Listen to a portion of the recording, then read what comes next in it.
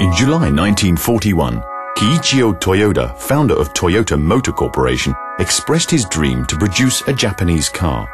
His key aims were low price, high performance, and good fuel economy. Nearly 10 years later, the US Army invited Japanese car makers for a bid to produce a four-wheel drive truck, and so the Toyota BJ was born, although Toyota didn't win the bid. After the BJ prototype made an excellent impression by climbing to the 6th hill station of Mount Fuji, further than any vehicle had gone before, the Japanese police adopted it as a patrol vehicle, and Toyota started production. In 1954, the Toyota BJ was renamed the Toyota Land Cruiser. In 1955, the Land Cruiser 20 series was launched.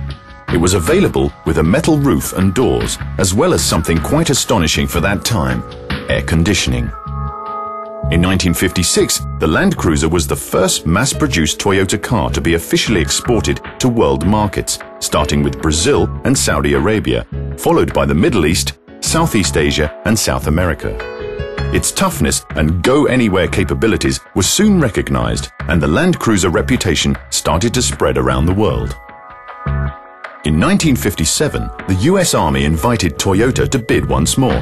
Again, the Land Cruiser was not selected, but this time, the superiority of the model was acknowledged in the United States. This convinced Toyota to enter the American market, and the first Land Cruiser was sold there in 1958. The first Land Cruiser in Europe also arrived in 1958 when the model was introduced at the Barcelona Motor Show in Spain. In 1960, the 40 series was launched. Production techniques were modernized and the vehicle was improved with the introduction of low-ratio gearing for better acceleration and off-road performance. In addition, room for a third front occupant was made. The 40 series also marked the debut of a diesel engine. In 1967, the 55 series arrived.